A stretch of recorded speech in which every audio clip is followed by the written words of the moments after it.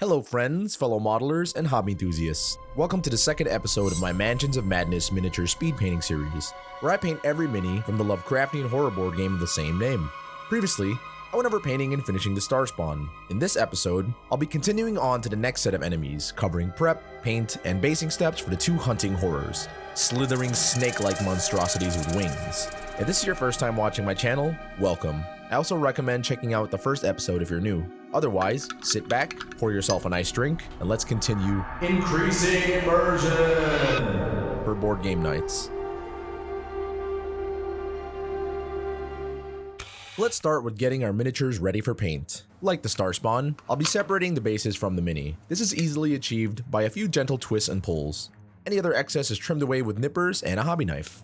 I'd like to know for you folks as well that there are some mold lines on these minis, but I decided not to bother with them. The softer plastic makes it a very tedious surface to file and clean, so I decided to skip it at this time as every single mini has them. For the sake of time and getting them to the table faster, I just moved forward to painting. But you can certainly take the time to remove them with filing and scraping if you'd like to on your own. It will just take a little more time. So, with the minis now separated, I drilled a set of holes on where the pegs connecting the mini to the base used to be. The holes are pinned with brass rods that fit right in and have a tiny amount of super glue applied to keep them steady. These are then staked into some wine corks, which are then attached to small wood blocks with double-sided tape. Having it set up in this way makes the minis easier to handle and makes the much more difficult to reach areas easier to paint. With those now secure, I primed them with Badger Stynylrez Res Black, thinned with UMP acrylic thinner, followed by a few gentle passes of Tamiya X2 White to not only set up some highlights and shadows, but also give me a light gray color to build up the next colors. The next step I did was cover the entirety of the snakes with a dark navy wash. I made a custom mix with Citadel Shade and contrast paints mixed with a bit of medium. It's roughly 50-50 Drakenhof Nightshade and Black Templar, and a few drops of Ethermatic Blue, and also a few drops of Lamian Medium to lower the intensity and opacity by just a little bit. I applied this dark navy wash all over each snake and let them fully dry.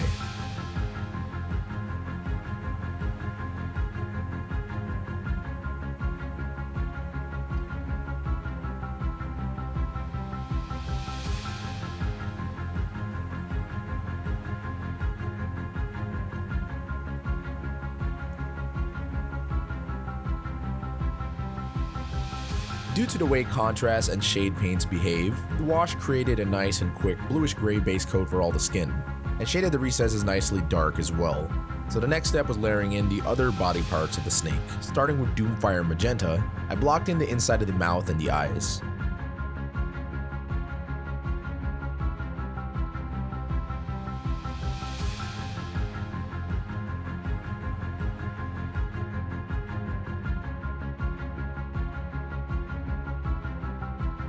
Following this, painted the webbings of the wings with another Citadel Contrast Talisar Blue.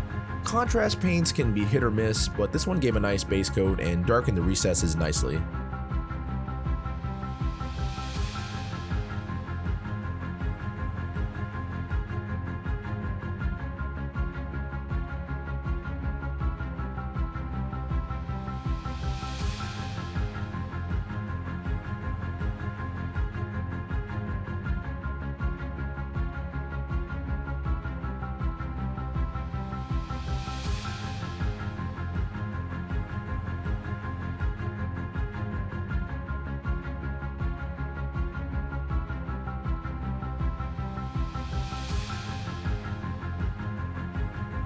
Next, I base coated the fangs with Screaming Skull,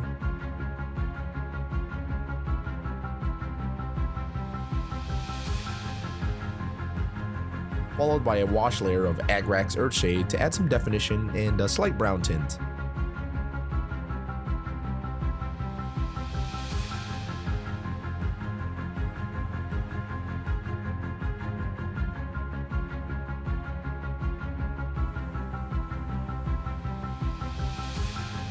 At this stage, this already looks nice enough to be on the table, but I want to add just a few simple highlights to make it more interesting. Starting with Pink Horror, I layered in some highlights on the tongue and centers of the eyes.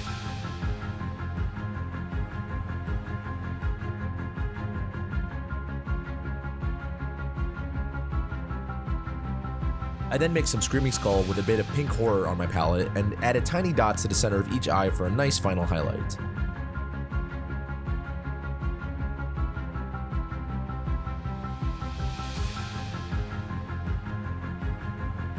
Then with the Screaming Skull, I highlight the tips of each fang to bring back some brightness.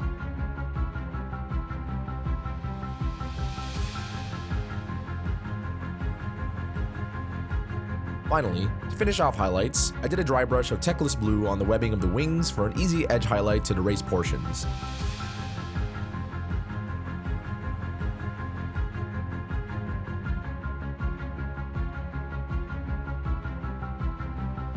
At this point, paint job on the horrors is done, but I still need to finish the bases. The idea I came up with for these bases is that they are inside of a cave with a water source. I want to give the impression of the hunting horrors slithering out of the water ready to strike their victim. I feel like the cave theme for these really suits them well. To begin creating the textures, I started by applying a layer of super glue, followed by a sprinkling of baking soda on one side to create a very fine texture,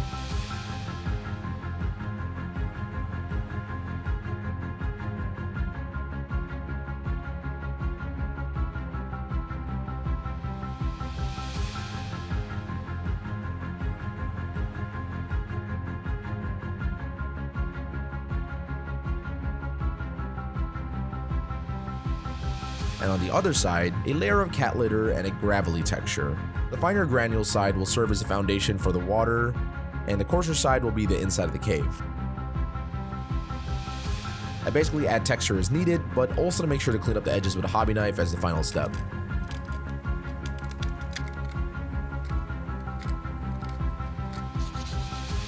Let's clean some of these edges.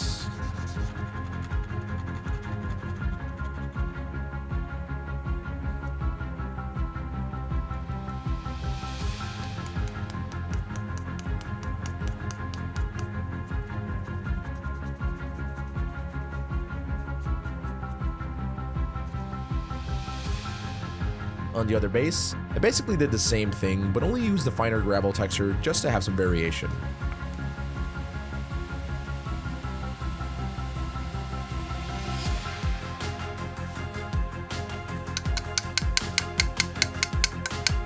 To seal up my now textured bases, I made a mixture of Dawnstone, A bit of water, just a little bit. all over the tops of each base.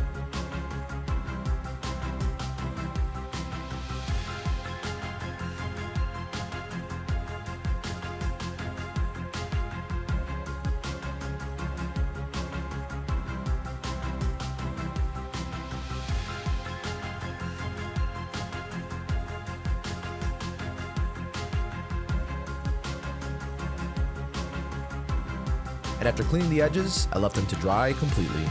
I laid down a coat of Citadel Incubi Darkness on about 1/3 of the water area. While the Incubi Darkness is still wet, I applied a slightly wavy stripe of Cantor Blue to the rough center of the water, making sure to make contact with the Incubi Darkness. The colors will wet blend where they meet to create a nice transition. I followed the same method but with a slightly thinner line of Wog flesh closer to the rocks. After letting those first passes dry, I returned with any of the previous colors, as well as a 50-50 mixes of each joining color to help smoothen the transitions, and establish the bright and dark areas even more. Once I got this to where I was happy with it, I moved on. To add definition to the rocks, I did an all-over wash with Drakenhof Nightshade. It's a very dark, inky blue that lends itself to the cooler color temperature of all the colors on the mini and the base. So we're starting to look real good here. I like the variety of the more gritty cave rocks and more fine cave rocks. Now we're going to add a little bit of that like foam effect of the water hitting the rocks. You know, it's in a still water in a cave, but we want some kind of foam. So I want to do a little more definition that where the water meets the rocks. I did a dry brushing of Vallejo model color light sea gray over the edges of the brighter portion where the water and rocks meet. I used a stiff dry brush to create some harsher edges and also to give the impression of bubbles or foam as if the water has been disturbed a bit. Continuing with dry brushing, I did a very light pass of Corax white over the rock areas to add some definition and a final highlight.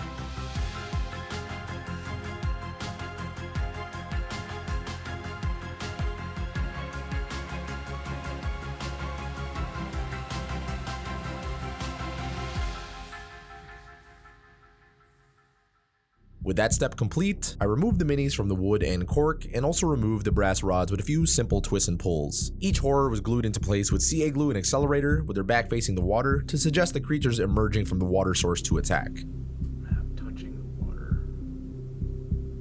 Right about there. To enhance the appearance of the water areas even more, I applied several layers of Vallejo gloss varnish with a flat brush moistened with water.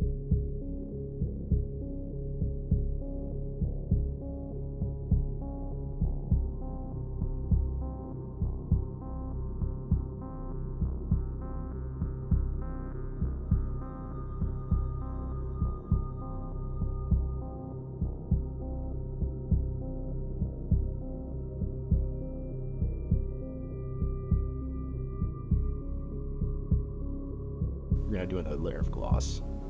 This time, I think I'll try to keep it pretty thin. Each coat of varnish needs a significant amount of time to dry, so I sped the process up just a little bit with a hairdryer. After about 3 coats, the water achieved a glossiness that I was happy with. To finish off these ghastly creatures, I painted the rims of the base with a Batten black,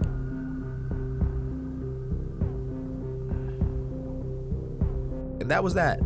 I really loved how the water effects turned out, a pretty simple way to get water effects on a base without having to do too much. I will have to try this again on another water theme base. The base was probably the most experimental part of these minis. You could certainly make a ground base or an interior base as well. I just chose to have a little fun with it. Anyways, if you've watched the video up to this point, thank you. This concludes episode 2 of my Mansions of Madness speed painting series. This time we got a little more involved in making the bases and also made a huge mess on the workbench. Basing is fun, but if you're like me, you make a giant mess. Sometimes you question your life decisions. But regardless, I hope you've gotten a little inspiration to try something new with your own minis. My goal in this series is to show very approachable ways to get models painted without too much effort and still get nice results to stand out on the tabletop. If you've enjoyed the video and want to see what's in store for the next episode, give us a like and subscribe. I appreciate the support and it goes a long way to keep this channel going. Stay safe, be nice to each other, build stuff, paint stuff, and I'll see you in the next episode. Here's the hunting horrors.